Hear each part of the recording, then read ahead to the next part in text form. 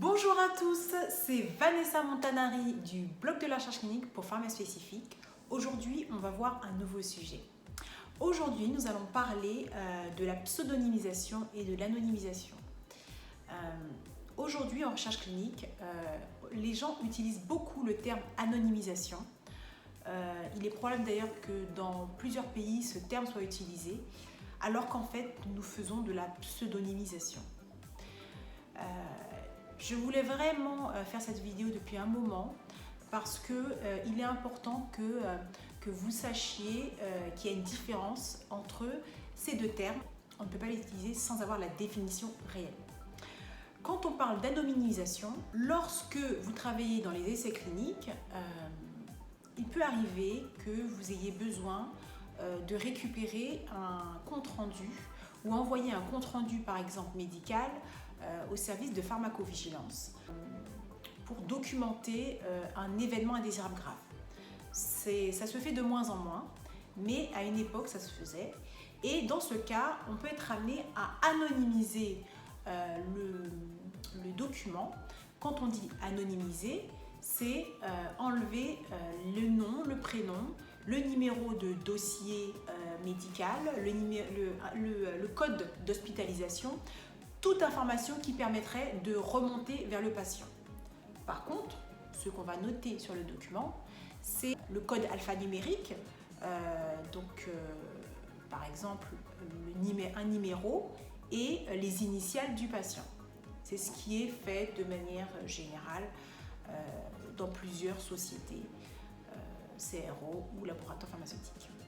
Donc aujourd'hui, on appelle cela anonymisation. La plupart des gens appellent cela anonymisation. Il faut savoir que cela ne s'appelle pas de l'anonymisation. Il s'agit en fait de la pseudonymisation. En fait, l'anonymisation, en réalité, c'est le fait de ne pas du tout pouvoir retrouver le patient. Lorsque sur le document, vous notez le code alphanumérique, un numéro et un initial, il est possible de retrouver le patient grâce à la liste d'identification qui se trouve chez l'investigateur, dans les locaux de l'investigateur, dans l'hôpital. Donc, si vous avez la possibilité de retrouver qui est le patient, ça veut dire que vous n'êtes pas dans l'anonymisation. L'anonymisation, c'est le fait de ne pas du tout pouvoir retrouver une personne. On enlève toutes les informations permettant de la retrouver et on ne pourra jamais la retrouver puisqu'on ne pourra jamais remonter à cette personne. C'est ça l'anonymisation. La pseudonymisation, par contre, c'est le fait de pouvoir avoir cette table de correspondance, cette liste d'identification qui se trouve chez l'investigateur et pouvoir savoir qui est en réalité cette personne si on souhaite le savoir à un moment ou à un autre. Voilà.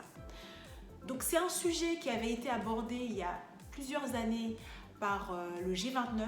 En fait, à l'époque, c'était une organisation européenne qui regroupait les autorités de gestion des données personnelles européennes et qui discutait de certains sujets et qui avait justement mis en avant cette différence. Et à l'époque, je m'étais dit, faut vraiment que j'en parle au public du blog de la recherche clinique parce que vous devez être au courant de cette différence. Donc voilà, c'est chose faite aujourd'hui. Donc si vous avez aimé ce programme, merci de mettre j'aime en bas de la vidéo. Le blog de la recherche clinique est un blog où vous pouvez avoir de nombreuses informations en recherche clinique. N'hésitez pas à vous y rendre. L'adresse est ici. Et si vous voulez en savoir plus sur Pharma Spécifique, notre CRO spécialisé en recherche clinique, vous pouvez en savoir plus en allant sur ce lien. Je tenais également à vous dire que Pharma Spécifique a rédigé un guide pour vous aider à mieux appréhender les essais cliniques en tant qu'ARC ou en tant que chef de projet. Je vous encourage donc à télécharger ce guide. Il se trouve en bas de la vidéo. Voilà. Je vous remercie de nous suivre et à bientôt. Au revoir.